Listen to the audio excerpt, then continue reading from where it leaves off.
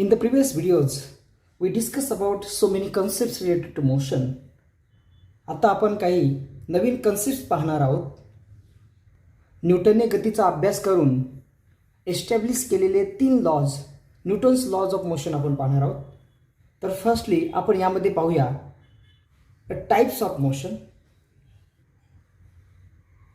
Types of motion. There are mainly 3 types of motion. First one is linear motion. Second one is rotational motion.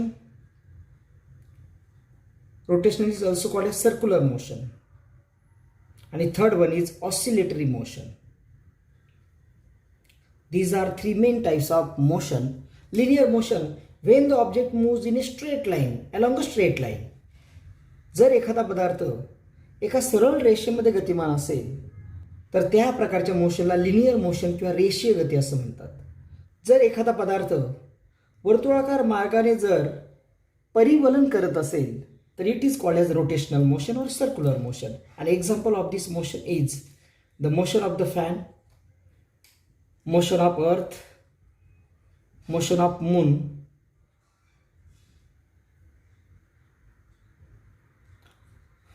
motion of second hand in the clock. आणि oscillatory motion means एखाद्या लंबकाची गती.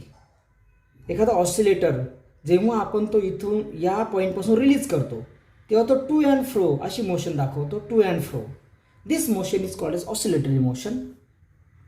आता आपण पाहूया rotational motion और circular motion. When an object moves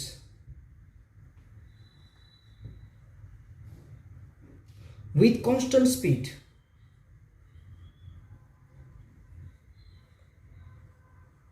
along a circular path, वर्तुळाकार मार्गाने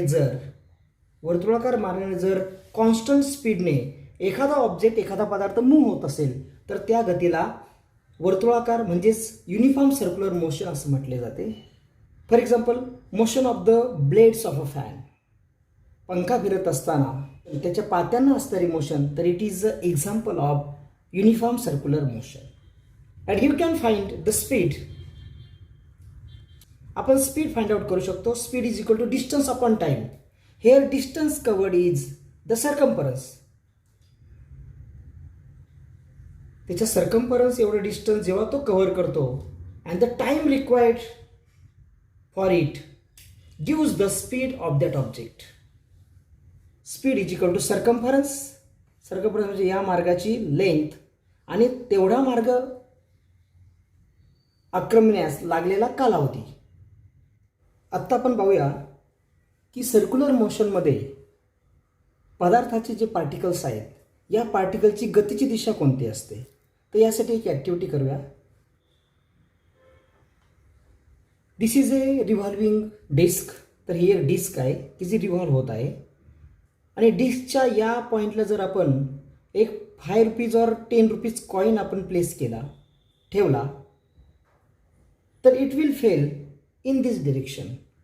तर तो या दिशेने पडेल. आणि जर आपण या डिस्कचं सेंटर आणि हा पॉईंट आहे कॉईन ठेवल्याची जागा, हे जर आपण जॉईन केलं तो you will get the angle between them. ही डिरेक्शन, कॉईन पडण्याची डिरेक्शन आणि ही रेडियस यातला तुम्हाला अँगल मिळेल. It is exactly 90 degree. Such a direction is called as tangent. म्हणजे याचाच अर्थ सर्क्युलर मोशनमध्ये पार्टिकलची गतीची दिशा ही टँजेन्शियल असते. The direction of the particle, each and every particle is tangential. एखाद्या पदार्थाला गती आहे किंवा नाही यावरून 2 स्टेटमध्ये पदार्थाचं वर्गीकरण करता येतं. The first one is state of rest आणि second one is state of motion.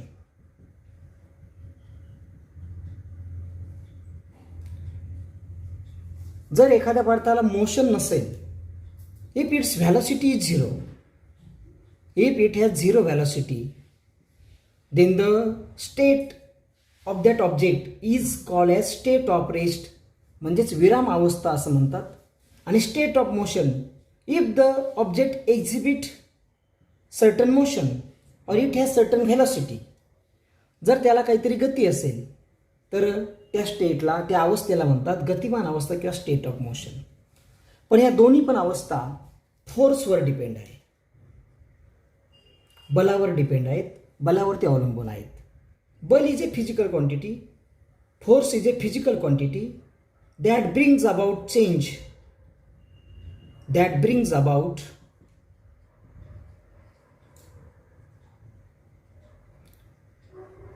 changes in the state of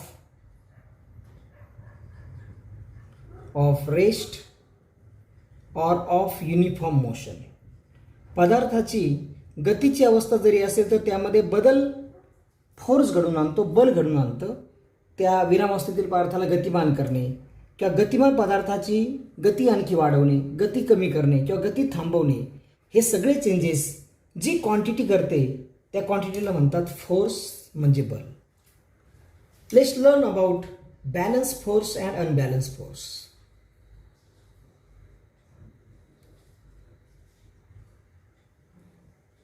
पहिल्यांदा आपण ह्या दोन संकल्पना स्पष्ट करू. यासाठी मी एक ॲक्टिव्हिटी करतो. या ॲक्टिव्हिटीमध्ये मी एक ऑब्जेक्ट घेतलेला आहे आणि या ऑब्जेक्टवरती मी आता फोर्स लावणार आहे दोन्ही दिशांनी. उजव्या बाजूने फोर्स लावणार आहे आणि डाव्या बाजूने फोर्स लावणार आहे. पहा, दोन्ही बाजूने मी फोर्स लावलेला आहे आणि there is no any motion. आता त्या ऑब्जेक्टची कोणतीही मुवमेंट नाही. याचाच अर्थ हे दोन्ही फोर्सेस इक्वल इन मॅग्निट्यूड आहेत. या दोघांचेही परिमाण सारखे आहेत. म्हणजे उजव्या हाताने लावलेला फोर्स आणि डाव्या हाताने लावलेला फोर्स हे दोन्ही पण इक्वल आहेत. आणि अशा प्रकारे जर इक्वल फोर्सेस एखाद्या ऑब्जेक्टवरती ॲक्ट होत असतील बट इन अपोजिट डिरेक्शन, तर अशा प्रकारच्या फोर्सेसला म्हणतात बॅलन्स फोर्स. तर यांना संतुलित बल असं म्हणतात. For example, this is an object आणि one force acts in this direction, other force acts in this direction. This is force F1, this is force F2. But if F1 is equal to F2, जर दोन्ही force equal असतील तर या फोर्सेसला म्हणतात balance force. Two forces equal in magnitude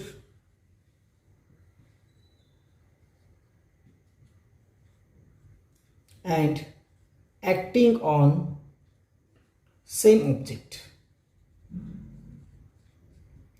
in opposite direction are called as balance force. म्हणजे संतुलित बले म्हणजेच those are equal in magnitude and acting on same object but in opposite direction. परंतु मात्र ते अपोजिट डिरेक्शनमध्ये ॲक्ट होतात. या बलामुळे पदार्थ स्टेट ऑफ रेस्टमध्ये राहतो. म्हणजे संतुलित बलामुळेच त्याला स्टेट ऑफ रेस्ट मिळते. म्हणजे स्टेट ऑफ रेस्टचं कारण आहे त्या वस्तूवरती दोन फोर्स ॲक्ट होतात बट इन अपोजिट डिरेक्शन. म्हणजे कोणताही ऑब्जेक्ट असू द्या, तो जर विरामावस्थेत असेल तर त्याच्यावरती बॅलन्स फोर्सेस ॲक्ट झालेले आहेत असा अर्थ होईल.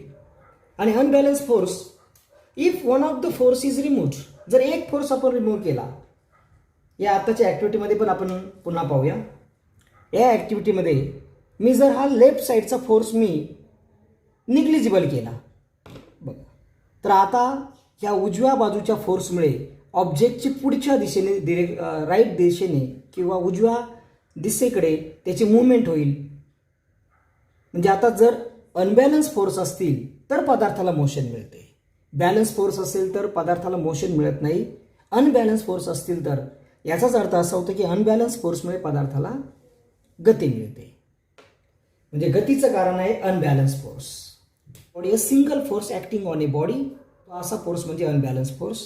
म्हणजे बॅलन्स फोर्समुळे पदार्थाला स्टेट ऑफ रेस्ट मिळते, स्टेट ऑफ रेस्ट मिळते. अनबॅलन्स फोर्समुळे पदार्थाला स्टेट ऑफ मोशन मिळते.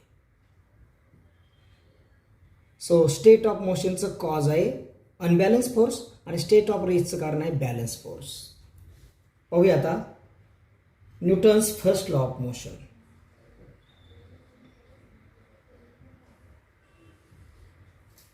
मी स्टेटमेंट लिहितो. An object continue to remain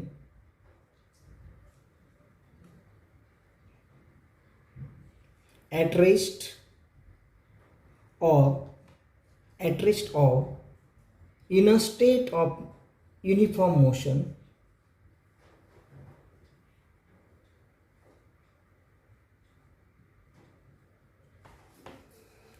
along a straight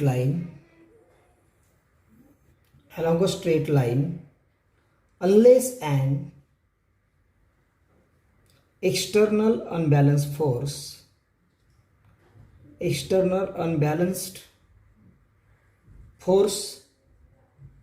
acts on it. म्हणजे जर पदार्थावरती एखादा एक्सटर्नल अनबॅलन्स फोर्स ॲक्ट झाला नाही, अनलेस म्हणजे झाला नाही तर पदार्थ आपली स्टेट ऑफ रेस्ट कंटिन्यू करतो किंवा state of uniform motion continue करतो. म्हणजे नियमाचा अर्थ असा होतो की जर एखादा पदार्थ स्टेट ऑफ रेस्टमध्ये असेल, फॉर एक्झाम्पल तुम्ही एखादी वस्तू टेबलवर ठेवली तर it is in the state of rest, तर जोपर्यंत तुम्ही त्याच्यावरती एखादा फोर्स लावत नाही, एक्सटर्नल अनबॅलन्स फोर्स त्याच्यावरती ॲक्ट करत नाही त्या वस्तूवर, तोपर्यंत ती वस्तू स्टेट ऑफ रेस्टमध्येच राहणार. आणि म्हणूनच निर्जीव वस्तू आपण ज्या ठिकाणी ठेवतो त्या ठिकाणीच राहतात. म्हणजे नियमाचा पहिला पार्ट जो आहे की एक्सटर्नल अनबॅलन्स फोर्स, एक्सटर्नल म्हणजे आपण लावतो, तो वस्तू लावत नाही. वस्तूने जर स्वतःहून फोर्स लावतो इट इज इंटरनल फोर्स. आपण जो फोर्स वस्तूवरती लावतो इट इज एक्सटर्नल. आणि अनबॅलन्स फोर्स म्हणजे एका दिशेने लावणे.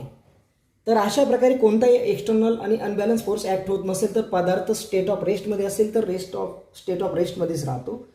आणि नियमाचा दुसरा पार्ट आहे, आणि जर पदार्थ स्टेट ऑफ युनिफॉर्म मोशनमध्ये असेल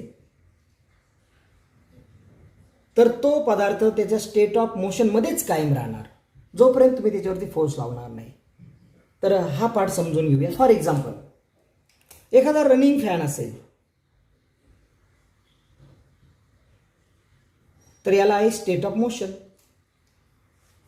तर याच्यावरती कोणताही फोर्स आपण ॲक्ट केला नाही, म्हणजे इलेक्ट्रिक करंट त्यातून पास होणारा कमी केला नाही किंवा वाढवला नाही, तर पदार्थ ज्या स्पीडमध्ये आहे, समजा फॅनचं स्पीड आहे 400 RPM, फॅनचं स्पीड RPM मध्ये मोजतात, रोटेशन पर मिनिट या युनिटमध्ये मोजतात. तर 400 RPMने जर एखादा फॅन फिरत असेल, पॉवर ऑफ केली, फॅनला एवढं स्पीड आहे, तर न्यूटनच्या या नियमानुसार जर पदार्थ स्टेट ऑफ युनिफॉर्म मोशनमध्ये असेल आणि आता तुम्ही त्याच्यावर कोणताही फोर्स आता लावत नाही, तर तो याच स्पीडने कायम फिरेल. ते दुसरं उदाहरण पाहूया.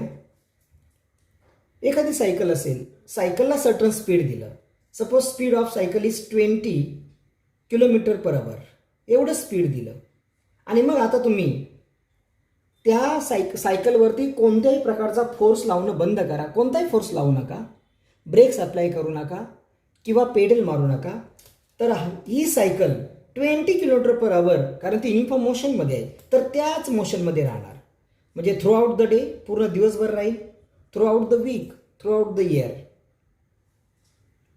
आणि इयर बाय इयर. म्हणजे न्यूटनच्या या नियमानुसार पदार्थ जर मोशनमध्ये असेल तो कायम त्या मोशनमध्ये राहणार, अंतापर्यंत राहणार. पण मात्र इन प्रॅक्टिकल लाईफ आपल्याला असं दिसतं की थोड्या वेळानंतर हळूहळू हे स्पीड कमी कमी होत जातं. सायकलचं स्पीड मग 19 km/h, नंतर 18 km/h, आणि finally the speed become 0 and then the cycle comes to halt. त्यानंतर सायकल थांबते. त्याचप्रमाणे फॅनसुद्धा काही सेकंदानंतर त्याचा स्पीड हळूहळू कमी कमी होत जातं, आणि काही मिनिटानंतर याचं स्पीड पण 0 RPM होतं आणि फॅनसुद्धा थांबतो. पण न्यूटनच्या नियमानुसार मात्र आपण कोणताही फोर्स ॲड करत नाही, दोन्ही पण पदार्थ जे होते ते युनिफॉर्म मोशनमध्ये होते, तरीसुद्धा हे पदार्थ का थांबलेत? न्यूटनच्या नियमानुसार त्यांनी त्यांची मोशन कंटिन्यू करायला पाहिजे होती. का थांबतात याचं कारण जर आपण शोधलं तर तुमच्या लक्षात येईल की इथे काहीतरी एक्सटर्नल फोर्सेस त्याच्यावरती ॲक्ट झाले. सायकलवरती द फ्रिक्शन फोर्स, सायकलचे टायर्स आणि जमीन यांच्यामध्ये फ्रिक्शन फोर्स, घर्षण बल तयार होतं, याच्यामुळे सायकलचं स्पीड कमी होतं. म्हणजे हा एक एक्सटर्नल अनबॅलन्स फोर्स आहे. त्यानंतर the resistance of the air, हवेचा रेजिस्टन्स असतो, त्याच्यामुळे पण स्पीड हळूहळू कमी होतो. त्यामुळे हे दोन जे फोर्स आहे, रेजिस्टन्स फोर्स आणि फ्रिक्शन फोर्स, हे दोन्ही पण एक्सटर्नल अनबॅलन्स फोर्सेस आहेत. आणि हे जर ॲक्ट जर झाले नाहीत, म्हणजे जर तुम्ही सायकलचा रस्ता अतिशय गुळगुळीत केला, सायकल ज्या मार्गाने जाते त्या ठिकाणी हवा अजिबात नाही, पूर्ण व्हॅक्यूम आहे, रस्ताही पूर्णपणे एकदम गुळगुळीत आहे, म्हणजे काचेचा रस्ता बनवला आहे असं एक्झाम्पल लक्षात घ्या, तर आता मात्र कोणता एक्सटर्नल अनबॅलन्स फोर्स ॲक्ट होणार नाही आणि सायकलचं स्पीड कायम 20 km/h राहील. अगदी पॉईंटने सुद्धा ते कमी होणार नाही. तर Newton's first law, an object continue to remain at rest or in the state of uniform motion along a straight line unless an external unbalanced force acts on it. म्हणजे या नियमाचा आणखी एक अर्थ आपण काढू शकतो की पदार्थ, कोणताही पदार्थ आपली जी स्टेट ऑफ रेस्ट आहे किंवा स्टेट ऑफ मोशन आहे ती कंटिन्यू करतो आणि तो स्टेट चेंज करण्याला विरोध करतो.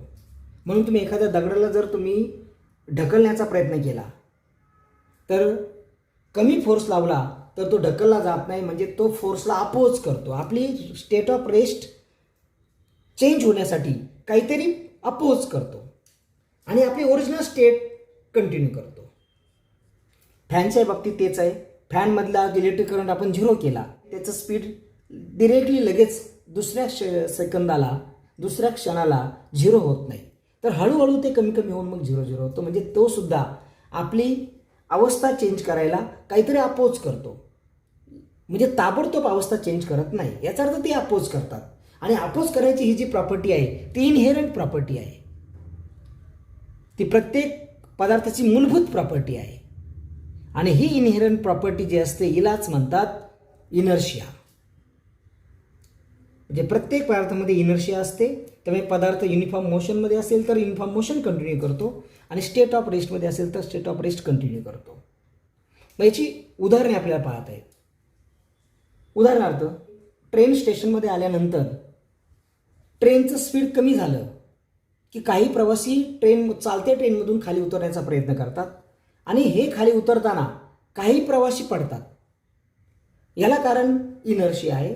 याला कारण जेव्हा चालत्या ट्रेनमधून तुम्ही प्लॅटफॉर्मवरती उतरता तेव्हा पहिल्यांदा तुमचे पाय प्लॅटफॉर्मला लागतात आणि that is the lower part of the body, म्हणजे आपल्या बॉडीचा लोअर पार्ट जो आहे इट कम्स टू रेस्ट,